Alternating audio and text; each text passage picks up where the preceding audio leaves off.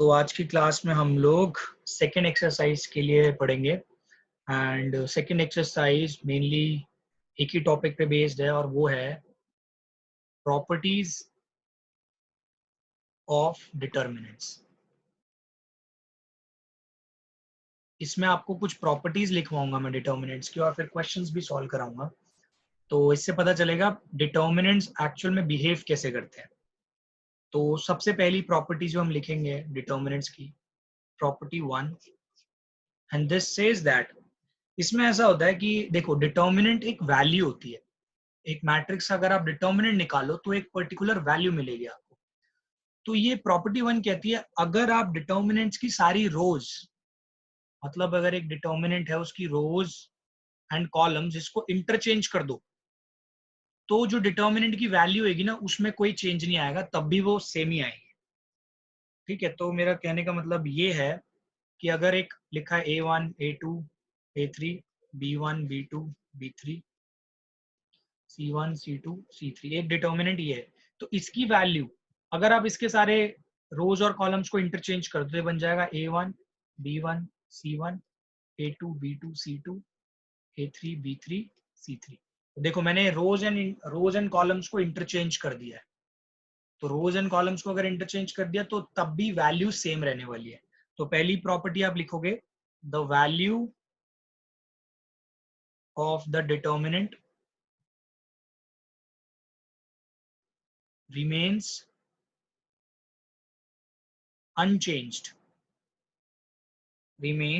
unchanged, if its rows and columns are interchanged. This is the first property. अब हम लोग आएंगे second property पे। ये वाली प्रॉपर्टी 1 वाली ज्यादा यूज नहीं होती है हमारी, बट पता होनी चाहिए आपको। और प्रॉपर्टी 2 पे आएंगे, ये काफी बार यूज हो जाती है तो इसका ध्यान रखना। इसमें क्या कह रहा है कि अगर आप किसी भी दो रोज या फिर दो कॉलम्स को आपस में इंटरचेंज करते हो तो जो डिटर्मिनेंट की वैल्यू है ना वो साइन चेंज कर लेगी। मेरा कहने का मतलब ये है A1 A2 A3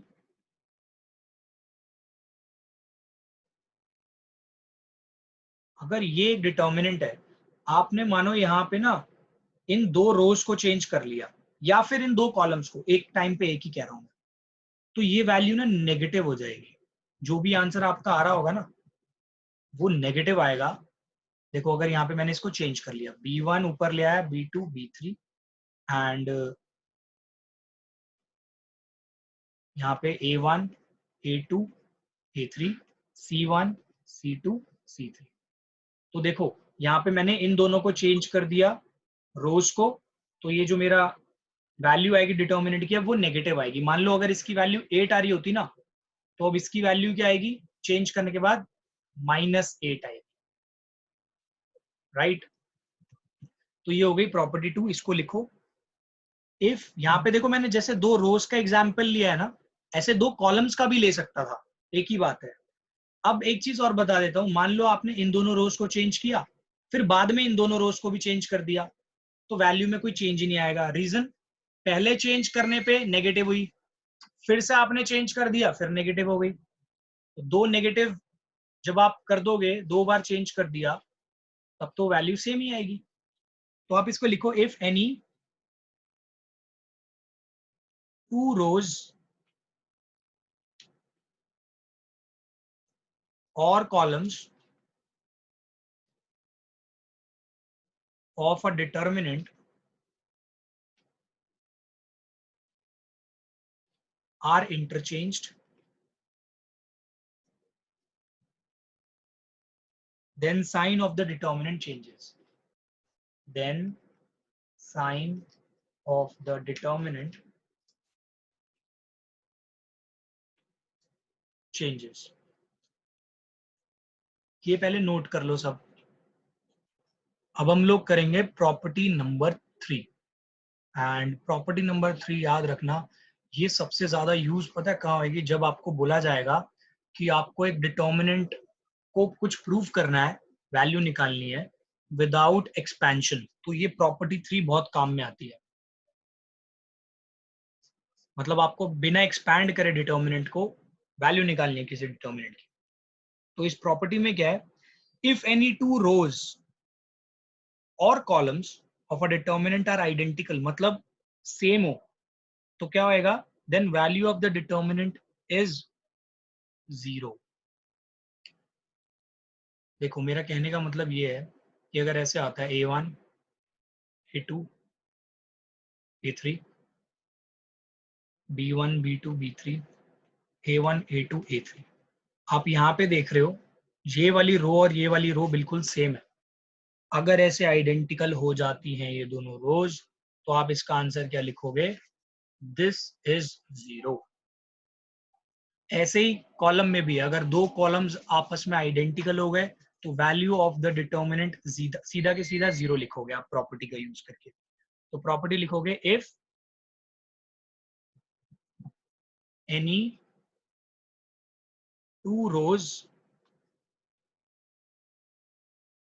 or columns of a determinant are identical, then value of determinant is 0. Value of its determinant is 0. This is property number 3. अब इसमें एक चीज और भी आती है, सिर्फ इसका मतलब यही नहीं है, इसमें एक और भी चीज है। देखो एक तो फॉर्म ये हो गई इसकी, इसकी भी देखो दो दो फॉर्म्स होती है। अभी यहाँ पे आपको दो रोज पूरी सेम लग रही है तो आपने कर दिया।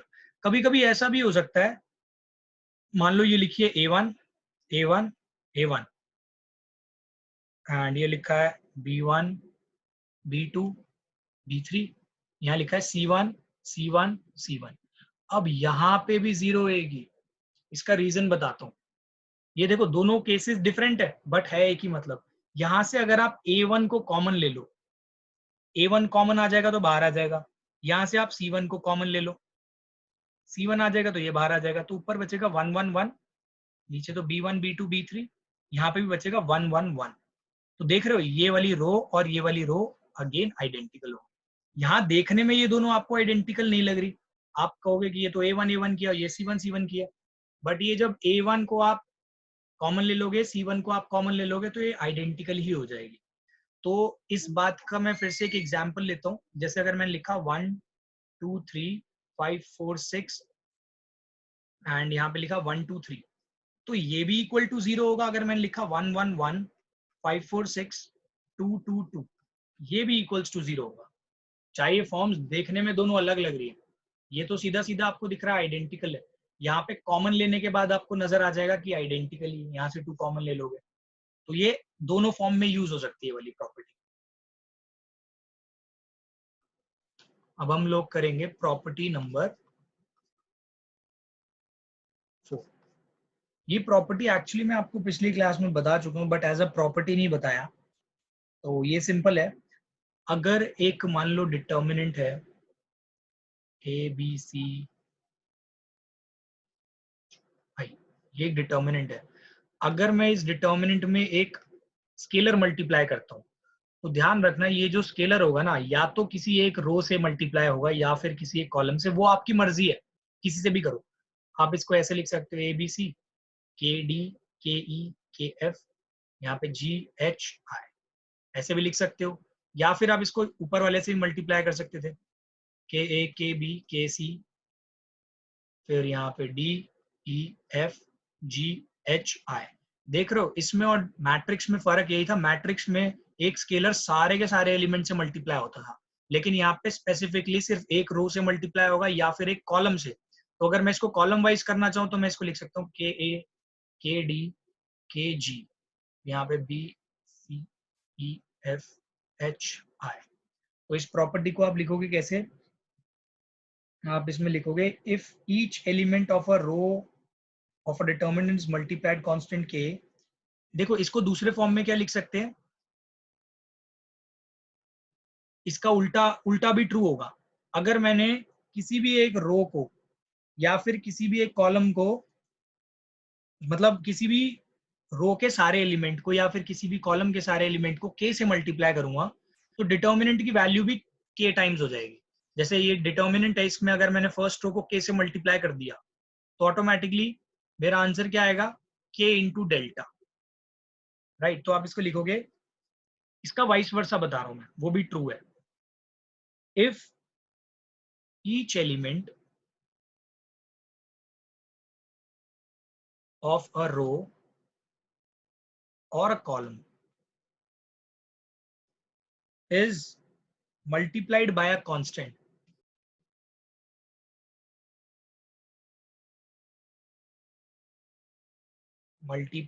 a constant, k, then its value gets multiplied by k, simple as that।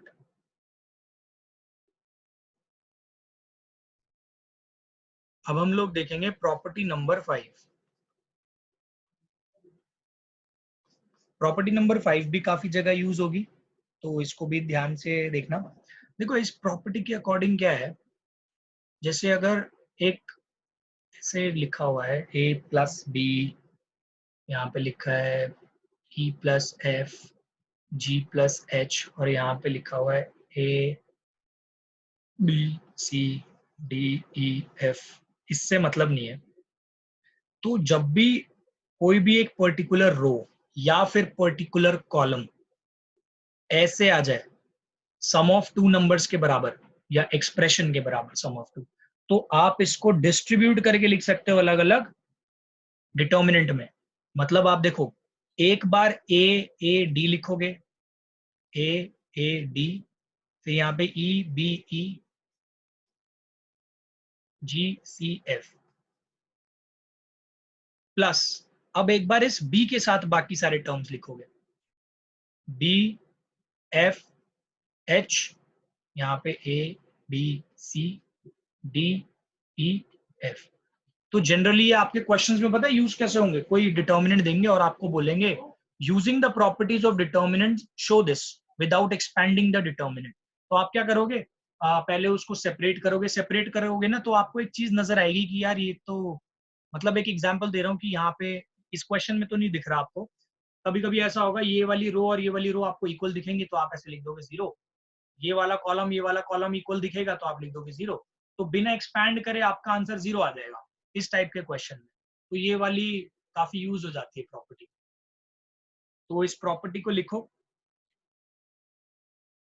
इसको प्रॉपर्टी को लिखना है आपको, if some or all elements of a row or column of a determinant are expressed as sum of two or more terms, से लिखोगे if sum or all elements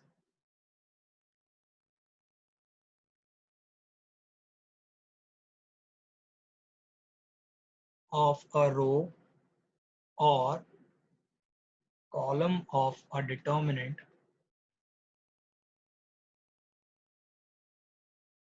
are expressed as sum of two or more terms, then the determinant can be expressed as sum of two or more determinants। यहाँ पे तो सिर्फ मैंने 2 का लिया है, अगर यहाँ पे 3 होते, यहाँ पे प्लस आगे और भी कुछ कर देता तो तीसरा भी बन जाता। ऐसे ही ए प्लस बी प्लस यहाँ पे डी कर देता, यहाँ पे जी आई, तो यहाँ पे एक और बन जाता सेपरेट इनका। तो इसे नोट कर लो। अब इस चैप्टर की सबसे इंपॉर्टेंट प्रॉपर्टी है प्रॉपर्टी नंबर 6। देखो, ये प्रॉपर्टी नंबर 6 जो है ना, it is more like matrix में जो आपने रो ट्रांसफॉर्मेशन एंड कॉलम ट्रांसफॉर्मेशन किया है ना, उसी से रिलेटेड है। तो इसमें क्या होता है, ये आपको बोलता है कि ना इसमें वैल्यू ऑफ डिटर्मिनेंट सेम रहेगी। अगर आप इसके अंदर ऑपरेशंस यूज करना चाहो तो कर सकते हो, वैल्यू चेंज नहीं होगी डिटर्मिनेंट की। तो यही प्रॉपर्टी है। कहने का मतलब ये है कि अगर आप इस प्रॉपर्टी को आप बुक से भी नोट कर सकते हो, ये बुक पे है आपके पेज नंबर 114। नोट आप इसको बुक से कर लेना क्योंकि काफी लंबी स्टेटमेंट्स हैं।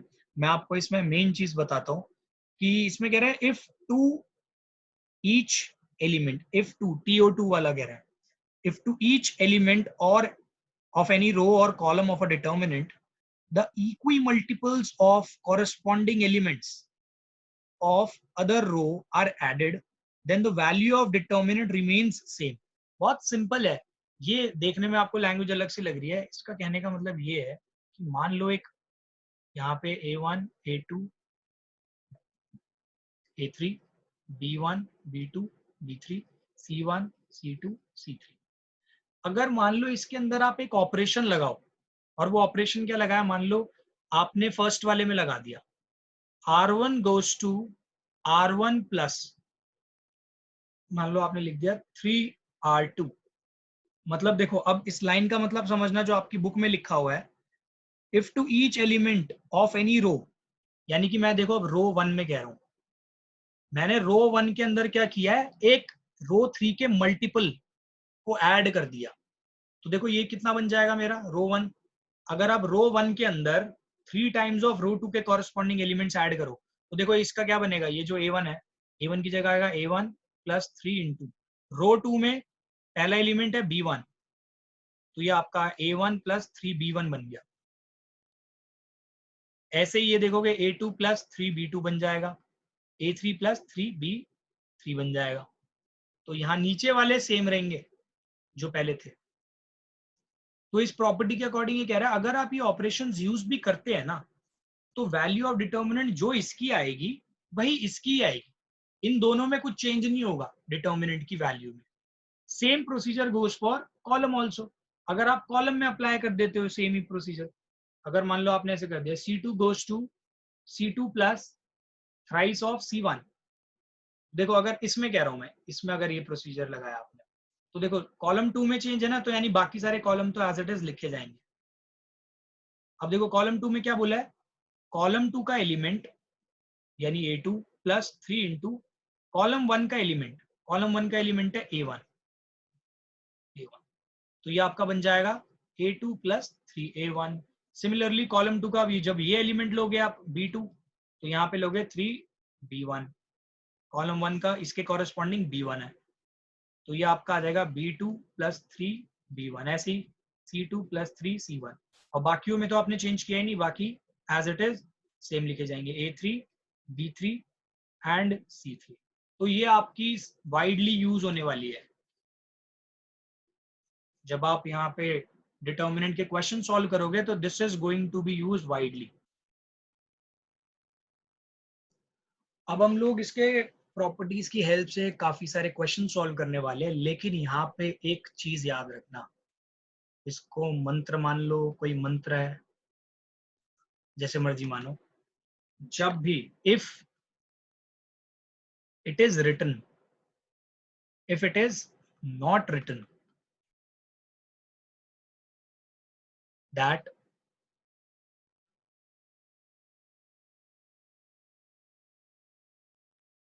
that solve this question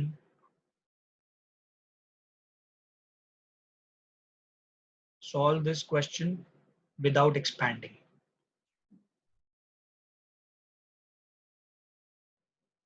ध्यान रखना, अगर ये चीज नहीं लिखी हुई तो आपको इसी चीज पे फोकस करना है जो मैं बताने वाला हूँ। अगर क्वेश्चन में लिखा है solve this without expanding the determinant, तो आप प्रॉपर्टीज को यूज करके लिखोगे, आप एक्सपैंड नहीं कर सकते, ध्यान रखना। तो यहाँ पे एक चीज फॉलो करनी है आपको, और वो क्या है, जब भी आप प्रॉपर्टी 6 यूज करोगे ना, प्रॉपर्टी 6 ऐसे ही नहीं यूज कर लोगे, कुछ माइंड में होना चाहिए। जैसे कि आपके दिमाग में ऐसे रहना चाहिए कि आप किसी भी एक रो या फिर किसी भी एक कॉलम के दो एलिमेंट्स को जीरो बनाने की कोशिश करोगे, उसके बाद ही एक्सपैंड करोगे। ध्यान रखना, अगर एक्सपैंड के लिए मना किया है तो एक्सपैंड कर ही नहीं सकते, लेकिन अगर एक्सपैंड करने के लिए भी कहा है तो आप हमेशा कोशिश क्या करोगे, make any two elements of any row और a column as zero using property 6। मेरा कहने का मतलब, अगर आप इस कॉलम के एलिमेंट्स को बना रहे हो तो इसको इसको जीरो बना लो, या फिर आप इन दोनों को जीरो बना सकते हो, या फिर आप इन दोनों को जीरो बनाओ, फिर उसके बाद एक्सपैंड करो। ध्यान रखना, ऐसा नहीं करना आपको कि एक ये जीरो बना दिया और एक ये जीरो बना दिया तो आप सोचो कि दो तो जीरो बना ही दिए। नहीं, वो एक ही कॉलम के होने चाहिए या फिर एक रो के, जैसे ये भी चल जाएंगे। अब मेन जो हम अटेम्प्ट करेंगे क्वेश्चंस का, वो ये दो जीरो बनाने में अटेम्प्ट करेंगे कि ये जीरो बन कैसे सकते हैं यूजिंग प्रॉपर्टी 6।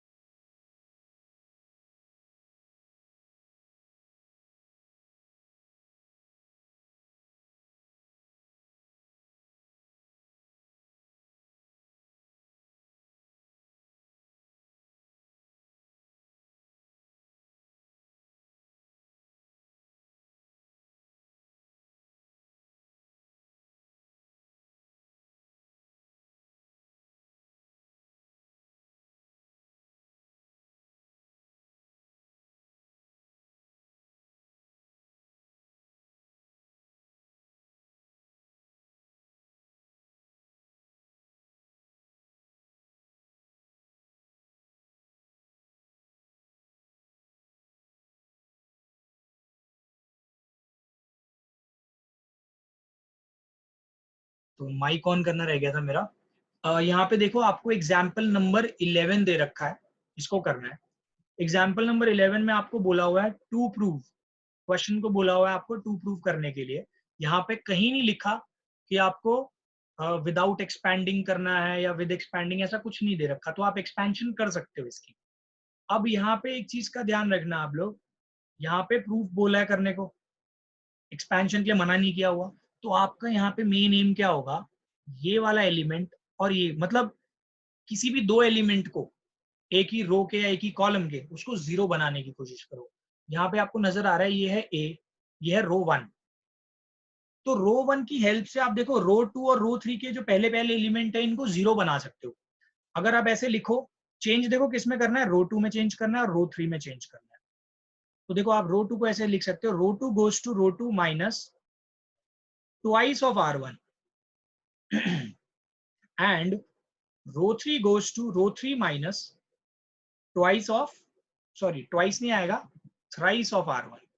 आप देख सकते हो क्यों मैंने ट्वाइस ऑफ R1 इसलिए किया है, इसको डबल करके इसमें सब्ट्रैक्ट करूं यूजिंग प्रॉपर्टी 6। प्रॉपर्टी 6 में यही बोला था, ऐड भी कर सकता था सब्ट्रैक्ट भी, लेकिन मुझे सब्ट्रैक्ट करने पे यहाँ 0 मिलेगा। तो आपको ये चीज फॉलो करनी है। देखो यहाँ पे क्या चेंज आ जाएगा, ये आ जाएगा ऊपर की, उसमें तो कोई चेंज नहीं हुआ तो वो एज इट इज लिखा जाएगा। अब यहाँ देखो आप, जब आप R2 माइनस 2R1 करते हो तो देखो कॉरेस्पॉन्डिंग एलिमेंट्स, R2 क्या था, यहाँ पे लिख रहा हूँ मैं R2 का 2A माइनस 2R1 है ना, 2 इंटू R1 का कॉरेस्पॉन्डिंग है A, तो ये बन गया 0, इससे 0। सेम काम यहाँ पे करो, R2 क्या है 3A plus 2B minus twice of A plus B। जब आप इसको सॉल्व करोगे तो ये आपको मिल जाएगा सिंपल सिंपल, यहाँ से A, सिर्फ A ही मिलेगा। ऐसे ही आप थर्ड एलिमेंट को देखो इसी रो के, तो ये आपको मिल जाएगा 2A प्लस B। सिमिलरली जब आप ये ऑपरेशन लगाओगे ना यहाँ पे, तो ये 0 आ जाएगा, सेम ये भी 0 आ जाएगा। कैसे देख लो, इस एलिमेंट में से थ्राइस ऑफ ये माइनस करना है, सॉरी ये तो 3 आ जाएगा, 0 नहीं आएगा, ये तो 0 आएगा, ये आ जाएगा 3A। जब आप इसमें से थ्राइस माइनस करोगे, देखो 6A प्लस 3B में से आप thrice of A plus B minus कर दोगे तो ये आ जाएगा 3A। सिमिलरली ये आ जाएगा 7A प्लस 3B, इतना आ गया। अब आप एक सिंपल काम कर सकते हो, या अगर आप इसको और भी ज्यादा छोटा करना चाहो तो और ज्यादा छोटा कर सकते हो। वो सोचो कैसे होगा, तो आप एक काम कर सकते हो, इसका यूज कर सकते हो इसको 0 बनाने में। ये मैं कह रहा हूँ आप यहाँ से भी इसको डायरेक्टली एक्सपैंड कर सकते हो, कोई प्रॉब्लम नहीं है, और आप इसको 0 भी बना सकते हो। तो मैं क्या करता हूँ, मैं इसको यहाँ से डायरेक्टली एक्सपैंड कर देता हूँ, क्योंकि क्वेश्चन में ऐसा कुछ बोला नहीं है कि आपको एक्सपैंड कब करना है। तो आप सिंपल करो, आपको डिटर्मिनेंट की एक्सपेंशन सिखाई हुई है लास्ट क्लास में, तो आप इसको एक्सपैंड करोगे तो क्या लिखोगे, मैं कॉलम के थ्रू एक्सपैंड कर रहा हूँ इसको, तो ये बनेगा A, फिर A के एलिमेंट्स गए, ये वाले एलिमेंट्स गए, बाकी बचे हुए ये है ना, तो आप इसको लिखोगे यहाँ पे, इन दोनों को मल्टीप्लाई करोगे पहले, A into 7A plus 3B minus, फिर इन दोनों को मल्टीप्लाई करोगे 2A plus B into 3A, तो ये आपका आ जाएगा A 7A square plus 3AB minus, ये आ जाएगा 3A इंटू 2A, जब आप करोगे तो 6A स्क्वायर, फिर ये आ जाएगा माइनस 3AB। तो आप देखोगे ये दोनों टर्म्स कैंसिल हो गए, A इंटू ये आ गया A square that is A cube. आपकी बुक में एक प्रोसीजर एक्स्ट्रा दे रखा है, बट उसको करने की जरूरत नहीं है हमें। अब हम लोग आगे करते हैं, अगला एग्जाम्पल है एग्जाम्पल नंबर 12। अब देखो जितनी आपको इसकी प्रैक्टिस हो जाएगी ना, आपको देखते ही समझ में आने लग जाएगा यार क्वेश्चन अच्छा ये ऐसे सॉल्व होगा। जैसे ये दिखा है x plus Y, Y plus Z, Z plus X, और यहाँ पे जेड एक्स वाई 1 1 1। आपको ये प्रूफ करना है 0। अब लेकिन देखो क्वेश्चन में लिखा है यहाँ पे विदाउट एक्सपैंडिंग, अब आप यहाँ पे एक्सपेंशन यूज ही नहीं कर सकते, क्योंकि क्वेश्चन में ही मेंशन है विदाउट एक्सपैंडिंग। तो यहाँ पे आपको प्रॉपर्टी यूज करनी है, 6 वाली भी कर सकते हो, लेकिन कोई भी करो बट एक्सपैंड नहीं कर सकते लास्ट में। तो आप क्या करोगे, आपको नजर आ रहा है साफ साफ एक प्रॉपर्टी लिखवाई थी जिसके अंदर किसी भी एक एलिमेंट या किसी भी एक कॉलम में सम ऑफ टू नंबर्स लिखे हो या एक्सप्रेशंस लिखे हो, तो आप उसको डिस्ट्रीब्यूट कर सकते हो। तो आप इसमें प्रॉपर्टी वो यूज करोगे, तो उस प्रॉपर्टी के हिसाब से बन जाएगा इतना y(x1) z(y1) plus y(z1) z(x1) then x(y1). अभी आपके पास इतना तो आ गया, इसमें अब आप क्या देख सकते हो, अच्छा हाँ देखो इतना आ गया, इसके बाद ये 0 आपको नजर आ रहा है, 0 बन सकता है,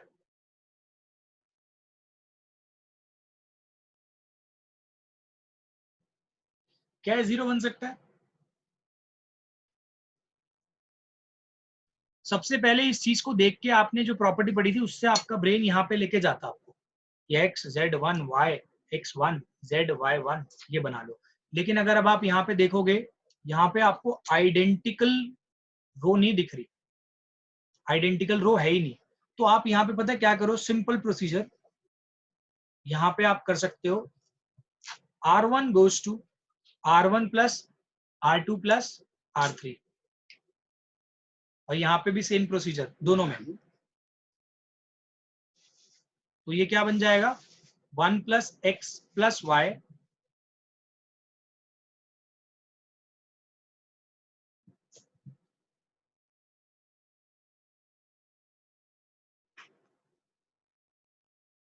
ये बन गया, सेम यहाँ पे बन गया।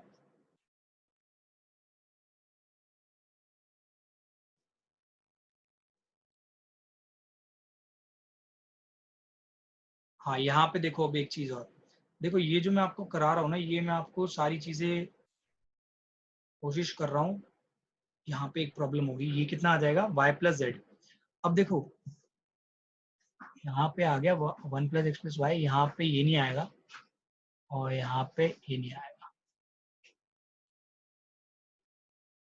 तो यहाँ पे ये जो था अपना एक्सपेरिमेंट हुआ फेल। तो हम लोग क्या करेंगे यहाँ पे, बताता हूँ भी, 1 प्लस वाई प्लस एक्स आ जाएगा।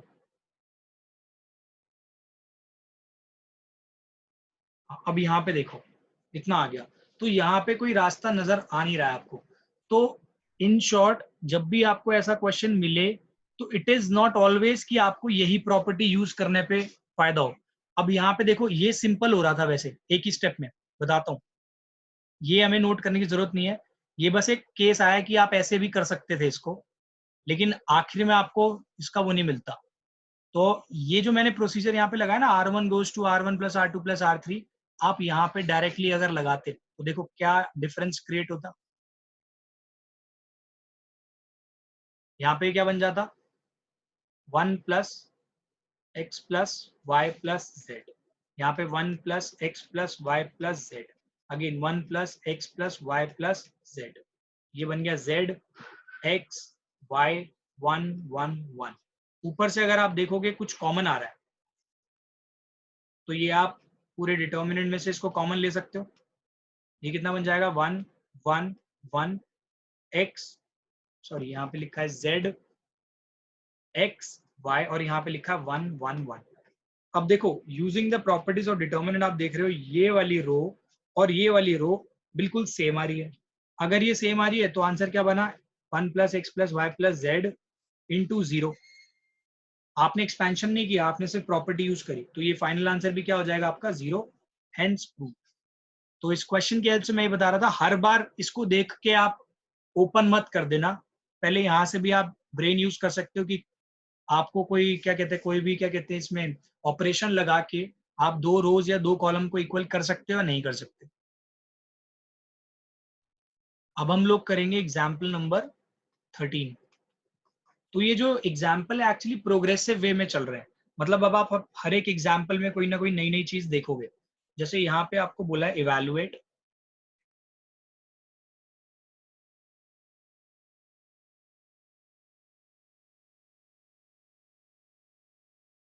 यहाँ पे कुछ नहीं बोला एक्सपेंशन से रिलेटेड बात, तो आप एक्सपेंशन कर सकते हो, लेकिन आपको एक चीज समझाई हुई थी, किसी भी 2 एलिमेंट्स को एक पर्टिकुलर रो के या कॉलम के उसको 0 लाना है।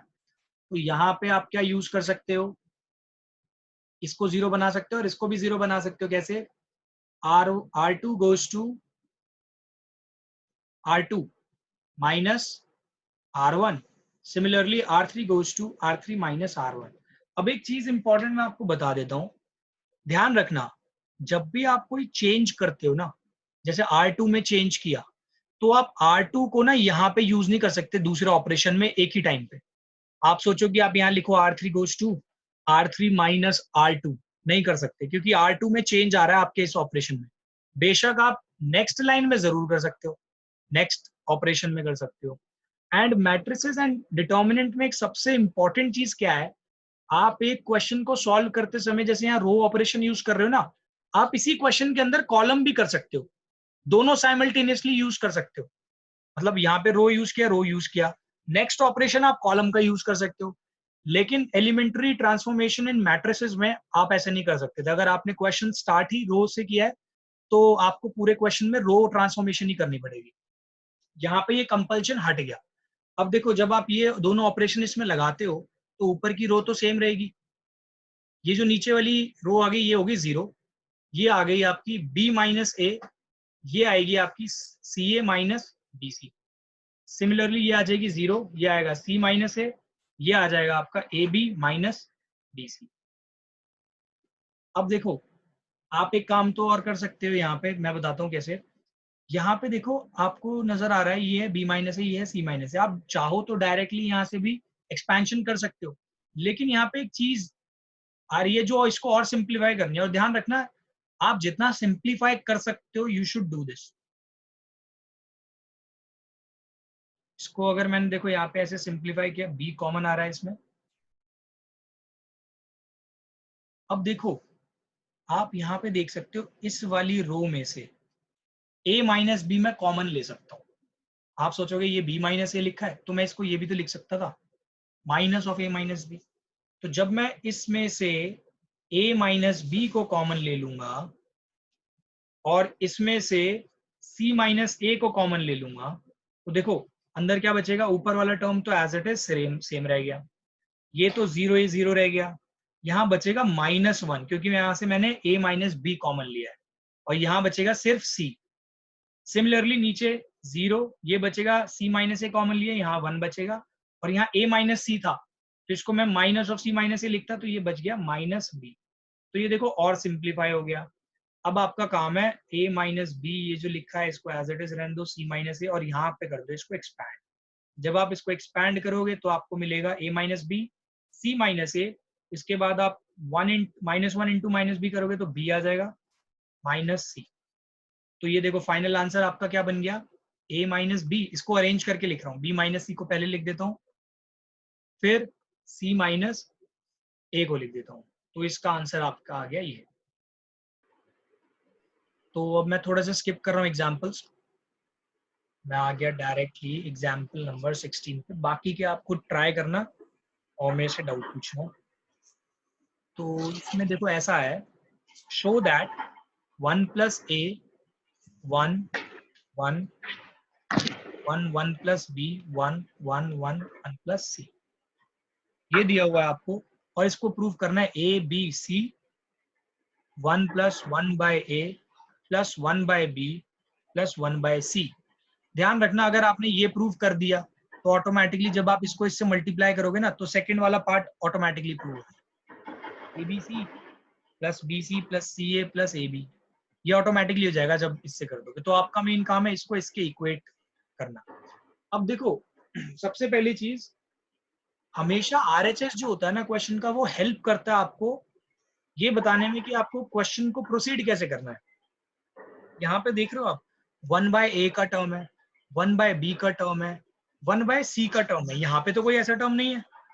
तो आप क्या करना है, यहाँ पे 1 बाय ए का टर्म कैसे ला सकते हो, अगर आपने पूरे रो 1 को किससे डिवाइड कर दिया, row 1 goes to 1 by a, row 1 कर दिया। Similarly row 2 goes to 1 by b, row 2 कर दिया। Row 3 goes to 1 by c, row 3 कर दिया। अब यहाँ पे लेकिन एक चीज का और ध्यान रखना है, मैथ्स का कुछ रूल होता है। देखो मैं पहले बता रहा हूँ, यहाँ पे आपने कोई प्रॉपर्टी 6 यूज नहीं करी है। प्रॉपर्टी 6 अगर यूज करते तो यहाँ पे आप प्लस करके कुछ दूसरी रो का यूज करते, लेकिन आपने ऐसा नहीं किया है।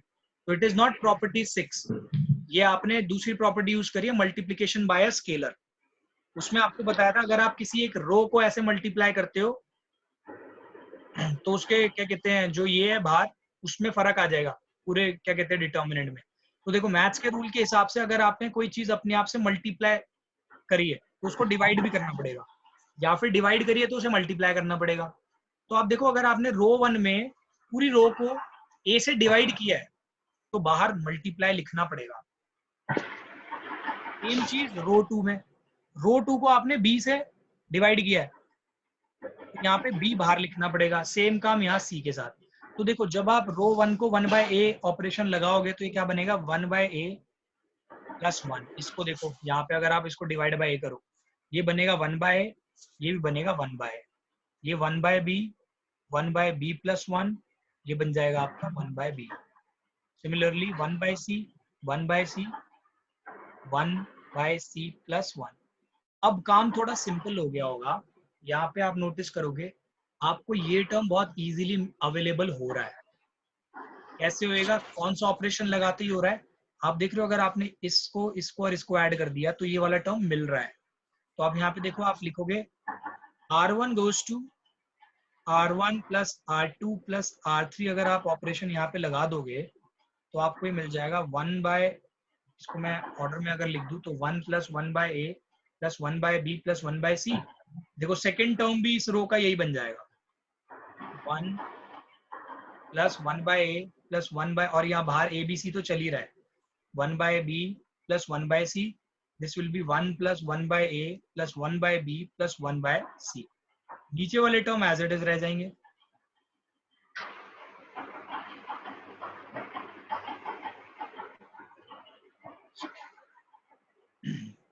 अब आपको साफ साफ नजर आ रहा है, आप इसको कॉमन ले सकते हो बाहर। तो एक कॉमन लेने पे देखो क्या बन जाएगा, a b c, और कॉमन में आया 1 plus 1/a plus 1/b plus 1/c, और ब्रैकेट, ये जो ब्रैकेट कह रहा हूँ यहाँ पे डिटर्मिनेंट में बचेगा आपका 1 1 1 1/b 1/b प्लस 1 1/b, यहाँ बचेगा 1/c 1/c 1/c प्लस 1। इतना आप लोग पहले इतना नोट करो। अब आप देखो यहाँ पे इसमें और इसमें एक फर्क है, ये वाला पार्ट, ये तो आपको मिल गया, यानी कि ये काम ये है कि आप, अब काम क्या बचा आपके पास, ये डिटर्मिनेंट की वैल्यू 1 लेके आओ, जीरो मत ले आना, जीरो आ भी नहीं सकती, जीरो आएगी तो ये पूरा टर्म जीरो हो जाएगा। तो इसकी वैल्यू 1 कैसे आएगी, अभी काम खत्म नहीं हुआ, आपको इसको ऑपरेशन लगाना पड़ेगा इसमें। और क्वेश्चन में आपको बोला ही नहीं कहीं कि इसको आपको विदाउट एक्सपेंशन करना है, तो आप एक्सपेंशन कर सकते हो। इसके लिए आप क्या करोगे, इस टर्म को जीरो लेके आओ और इस टर्म को जीरो लेके आओ, ये दोनों टर्म बहुत आराम से जीरो आ सकते हैं अगर देखोगे कॉलम, कॉलम ऑपरेशन लगाओ आप इसमें। Column 2 goes to column 2 minus column 1 and column 3 goes to column 3 minus column 1। अगर आप ये ऑपरेशन यूज कर लोगे तो ये आपका बन जाएगा a b c 1 plus 1/a plus 1/b plus 1/c, और डिटर्मिनेंट के अंदर आ जाएगा, ये तो देखो पहला कॉमन तो एज इट इज आ जाएगा कॉलम, और ये आ जाएगा आपका 0। और देखो 1/b प्लस 1 में अगर आप 1/b सब्ट्रैक्ट करोगे तो आपके पास सिर्फ 1 बचेगा, 1/c में से 1/c सब्ट्रैक्ट करोगे तो 0 बचेगा। सिमिलरली ये आएगा तो यहाँ पे 0 आएगा जब इसमें से कॉलम 1 सब्ट्रैक्ट करोगे, 1/b में से 1/b सब्ट्रैक्ट करोगे तो ये 0 आ जाएगा, 1/c प्लस 1 में से 1/c सब्ट्रैक्ट करोगे तो सिर्फ 1 आ जाएगा। अब आप इसको एक्सपैंड कर सकते हो, expanding the determinant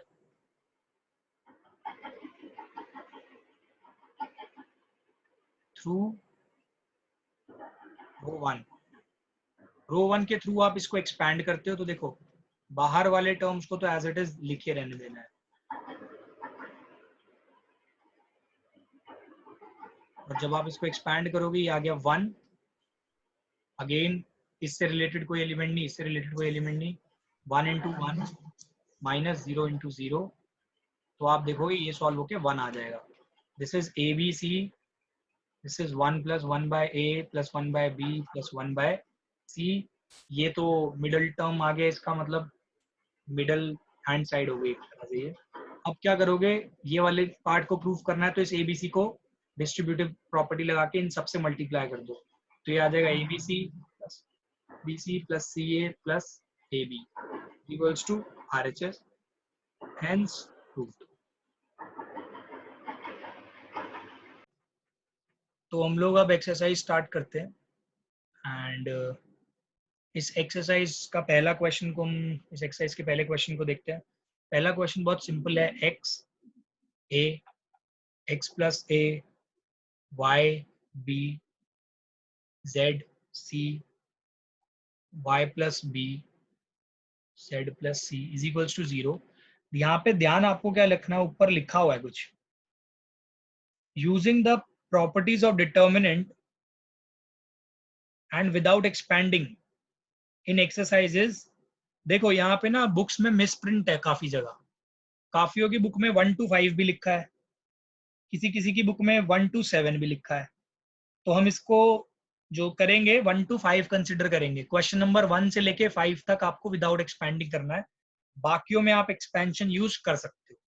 is it clear everyone? तो इस क्वेश्चन को आप देखते ही पता लगा सकते हो कि अच्छा इसमें तो डिस्ट्रीब्यूट कर देना है इन दोनों को, तो डायरेक्ट हो जाएगा। आपने जो डिस्ट्रीब्यूशन की सीखी हुई है प्रॉपर्टी, आप इसको ऐसे लिख सकते हो। ये 1 मार्कर आएगा अगर आएगा भी तो यहाँ पे देखो ये वाला जो column 1 and column 3 are identical. अगर ये आइडेंटिकल है तो ये 0 हो गया। यहाँ पे आप देखोगे column 2 and column 3 are identical, ये दोनों आइडेंटिकल है तो ये 0 हो गया। 0 का सम 0 ही होता है। So this is question number 1। Question number 2 देखो, इसमें लिखा है a minus B minus C minus A, then b minus C minus A minus B, then again c minus a minus b, p minus c is to 0। ये proof करना है। तो इस question को देखो, एक चीज आपको बता देता हूँ, वैसे एक्चुअली ऐसी कोई प्रॉपर्टी नहीं है बट ये कॉमन सेंस है। अगर किसी भी डिटर्मिनेंट में एक पर्टिकुलर रो के सारे एलिमेंट्स 0 आ जाए या फिर एक पर्टिकुलर कॉलम के सारे एलिमेंट 0 आ जाए तो उसकी वैल्यू 0 ही होएगी। It is fixed, right. यहाँ पे अब देखो आप इसको 0 ला सकते हो। आपको यहाँ पे साफ एक चीज नजर आएगी कि अगर आप इसको ऐसे कर दो, row 1 goes to row 1 plus row 2 plus row 3, तो एक चीज साफ साफ नजर आएगी। अगर आप ये सारे एलिमेंट्स देखो ऐड कर लो, a minus b plus b minus c, ये तो ये 0 बन जाएगा। सेम केस यहाँ 0 बन जाएगा, ये भी 0 बन जाएगा। तो अगर पूरी की पूरी रो 0 है तो आप इसको लिख दोगे 0। यहाँ पे नीचे लिख दोगे since entire row 1 has its element as 0। तो ये आपका पूरा आंसर कितना आ जाएगा, 0 आ जाएगा।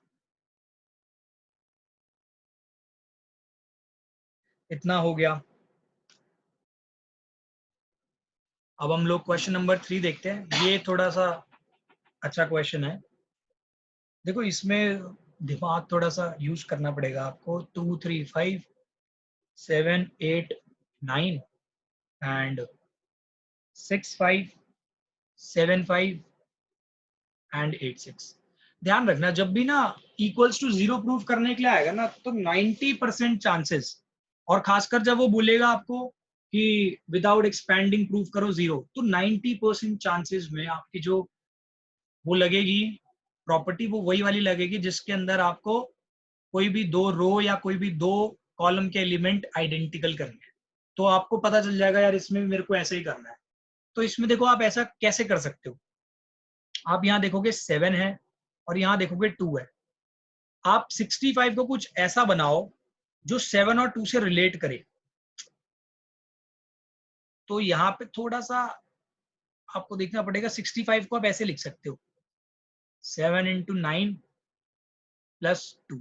इससे क्या हो गया, 7 और 2 देखो दोनों इन्वॉल्व हो गए। आप ऐसे ही इसको 8 से डिवाइड करो 75 को, तो ये क्या बन जाएगा, 75 को लिख सकते हो आप 8 इंटू 9 प्लस 3। सिमिलरली जब आप 86 को लिखोगे, 86 को क्या लिख सकते हो, 9 इंटू 9 प्लस 5। इतना आ गया। तो देखो आप इस टर्म को क्या लिख सकते हो यहां से, इसको जब आप देखो ये प्लस बन रहा है ना, सेपरेट कर सकते हो। यानी आप इसको 2 3 5 7 8 9 इसको आप लिख सकते हो 7 इंटू 9, 8 इंटू 9, 9 इंटू 9, और दूसरे वाले को लिख सकते हो 2, 7, 3, 8, 5, 9, और यहाँ पे 2, 3, 5। यहाँ तो आपको सामने नजर आ रहा है ये दोनों कॉलम सेम है, तो ये 0। यहाँ से जब आप 9 कॉमन ले लोगे कॉलम 3 से, तो आएगा 2, 3, 5, 7, 8, 9, 7, 8, 9। अगेन ये चीज कॉमन आ गई, तो कॉमन क्या रहो, ये दोनों आइडेंटिकल आ गए, तो ये भी 0। 9 इंटू 0 प्लस 0, तो ये आपका आंसर आ गया 0। अब हम लोग थोड़े से क्वेश्चन में स्किप करूंगा इसमें फिर से। अब मैं आता हूं क्वेश्चन नंबर 8 के सेकंड पार्ट पे। तो काफी आते हैं मतलब ऐसे क्वेश्चन, या 1, ध्यान रखना क्वेश्चन नंबर 8 इसका second part, 1, 1, 1, this is a b c, this is a cube, b cube, c cube.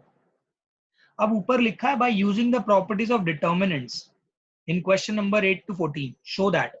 अब यहाँ पे कहीं आपको ये नहीं बोला कि विदाउट एक्सपैंडिंग करना है आपको, तो यहाँ पे आप एक्सपेंशन करोगे, लेकिन आप हमेशा इसको सिंप्लीफाई करोगे, पूरा कोशिश करोगे 2 0 बनाने की।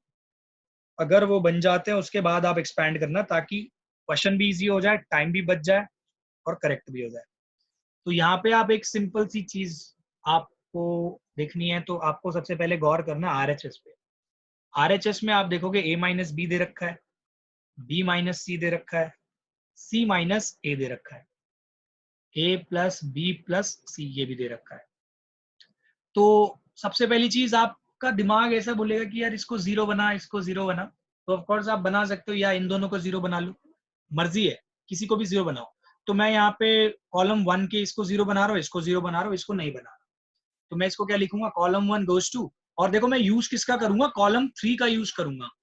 तो column 1 goes to column 1 minus column 3।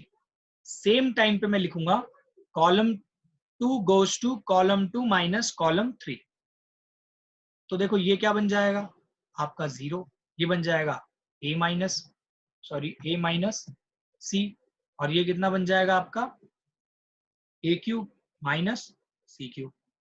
ये बन जाएगा आपका अगेन 0, ये बन जाएगा बी माइनस सी, ये बनेगा बी क्यूब माइनस सी क्यूब, ये 1 सी और सी क्यूब। अब यहाँ पे आपको ध्यान क्या देना है, आप इस रो में से a माइनस सी कॉमन ले सकते हो, लेकिन आप तभी ले पाओगे अगर आपको एक प्रॉपर्टी याद हो, ए क्यूब माइनस बी क्यूब की एक आइडेंटिटी पता होनी कंपलसरी। अगर ये नहीं पता होगी तो ये क्वेश्चन कैसे करोगे। तो यहाँ पे आप लगाओगे a minus B, A square plus A B plus B square, ये आइडेंटिटी होती है, ये आइडेंटिटी लर्न रखनी है। तो जब आप इसमें यहाँ पे आइडेंटिटी यूज कर दोगे, तो आपको दिखेगा a minus c, b minus c, this is c, and this is a minus c and a square plus a c plus c square. इसके नीचे आप लिखोगे b minus c, b square plus B C plus c square, फिर ये तो as it is इसके नीचे सी cube लिखा जाएगा। अब आप देख रहे हो, आप कॉलम 1 में से a माइनस सी को कॉमन ले सकते हो, कॉलम 2 में से b माइनस सी को कॉमन ले सकते हो, तो आप इसको बाहर लिखोगे, a माइनस सी बाहर आ गया, b माइनस सी बाहर आ गया। अब देखो थोड़ा सिंप्लीफाई हो चुका होगा ये आपका आ जाएगा यहाँ पे 1, यहाँ आ जाएगा ए square plus a c plus c square, यहाँ पे आ जाएगा आपका 1, फिर इसके नीचे आ जाएगा आपका b square plus B C plus c square, इसके नीचे तो आपका सी है और इसके यहाँ पे सी का क्यूब है। अब इतना हो गया। इसके बाद अब देखो आपको कौन से टर्म्स की जरूरत अभी भी पड़ रही है। आपको a माइनस सी मिल गया। अब आप सोचोगे सर a माइनस सी नहीं सी माइनस है, तो कोई प्रॉब्लम नहीं है, नेगेटिव साइन आप कॉमन ले सकते हो, ठीक है। अब यहाँ पे a माइनस बी नहीं मिला आपको, और क्या नहीं मिल रहा है आपको, यहाँ पे a माइनस बी नहीं मिला and a plus B plus c. तो यहाँ पे देखो कुछ हो सकता है, यहाँ पे अगर आप यहाँ पे एक आइडेंटिटी लगाओ, देखो एक तो आपका दिमाग चलेगा कि सर यहाँ से ही कर दूं मैं इसको एक्सपैंड, तो ऐसा मत करना। यहाँ पे आप इसको और कोशिश करना यार कि b माइनस ए का टर्म मिल पाएगा नहीं मिल पाएगा, उसको देखोगे। तो यहाँ पे अगर आप ध्यान दोगे मिलेगा, अगर आप ऐसे कर दो column 1 goes to column 1 minus column 2, तो ध्यान दो ये तो डिस्टर्ब होगा नहीं आपका 0 ऊपर का, ये एज इट इज रहेगा, ये 0 बन जाएगा, ये 1 रह जाएगा, ये आ जाएगा। इसको मैं थोड़ा सा स्पेस डाल के लिख देता हूँ क्योंकि टर्म थोड़ा बड़ा लिखा जाएगा। ये आपका आ जाएगा 0 तो है ही है पहले, ये 1, this is 1, this is C. अब देखो, अब आप इन दोनों को सब्ट्रैक्ट करो, तो आप इसको सब्ट्रैक्ट करोगे, साइड में देखना सब्ट्रैक्ट करके a square plus a c plus c square में सब्ट्रैक्ट करोगे ये वाला टर्म, यानी minus b square minus B C minus c square, तो सी स्क्वायर से सी स्क्वायर हो रहा है cancel, a square minus b square बन रहा है 1, a square minus b square, और यहाँ पे बन रहा है a c minus B C plus a c minus B c, और ये आपका एज इट इज रहेगा b square plus B C plus c square c cube. पहले इतना नोट कर लो। अब आप यहां से देखोगे तो देखो यहाँ पे ध्यान दो, ए स्क्वायर माइनस यहाँ से कुछ कॉमन आ रहा है, तो देखो अगर मैं इसको सेपरेटली सॉल्व करूं, अगर इस टर्म को ए स्क्वायर माइनस बी स्क्वायर को मैं लिख सकता हूँ ए प्लस बी ए माइनस बी। सिमिलरली ए सी माइनस बी सी में अगर मैं सी को कॉमन ले लूं तो ए माइनस बी, तो देखो ये दोनों टर्म्स ऐसे लिख सकता हूँ मैं, ए प्लस बी ए माइनस बी प्लस सी ए माइनस बी, राइट। इतना नजर आ रहा होगा आपको। इन दोनों में कॉमन क्या आ रहा है, ए माइनस बी। अगर a माइनस बी कॉमन आ रहा है तो अंदर क्या बचेगा, a plus B plus C, A plus B और ये वाला c। तो देखो यानी कि ये जो टर्म है ये वाला, ये टर्म सिंप्लीफाई होके इतना आ रहा है। पहले जो आपने लिखा था उसको एज इट इज लिखना। यहाँ पे क्या लिखा था आपने, पहले लिखा था a minus c and b minus c as it is.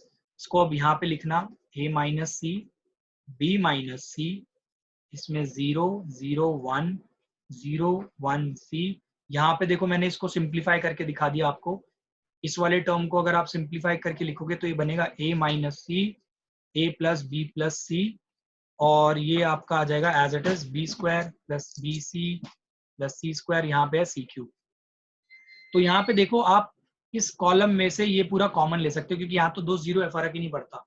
तो आप इसको कॉलम में से इसको कॉमन लो, ये है बी, सॉरी यहाँ पे बी था, तो इसको कॉलम में से इसको कॉमन ले लोगे तो क्या बनेगा, ए माइनस बी ए minus c b minus c ए प्लस बी प्लस सी, और यहाँ क्या रह जाएगा 0 0 1 0 1 सी, और यहाँ आ गया 1, यहाँ गया b square plus B C plus c square और ये सी क्यूब। अब आप एक्सपैंड कर दो यहाँ से। अब ध्यान रखना जब आप एक्सपैंड करोगे ना तो आपको आंसर क्या मिलेगा ये देखना है। यहाँ पे आपको -1 मिलेगा, माइनस बी ए minus c b minus c ए प्लस बी प्लस सी। देखो आप इसके अलोंग करना तो यहाँ पे आपको मिल जाएगा 1 इंटू सी इंटू 0 माइनस 1 इंटू 1, तो ये -1 आएगा। अभी -1 पता है कहाँ एडजस्ट होगा, यहाँ पे। आपको क्वेश्चन में सी माइनस ए चाहिए था ना, लेकिन यहाँ ए माइनस सी आ रहा है, तो वो जो -1 आएगा ना इसको सॉल्व करने पे वो यहाँ एडजस्ट हो जाएगा, तो आपका आंसर आ जाएगा ऐसा a माइनस बी। इसको मैं अरेंज करके लिखूंगा, a plus B plus C is equals to RHS, hence proved. तो आज की क्लास में सिर्फ इतना ही, अब मिलते हैं नेक्स्ट क्लास में।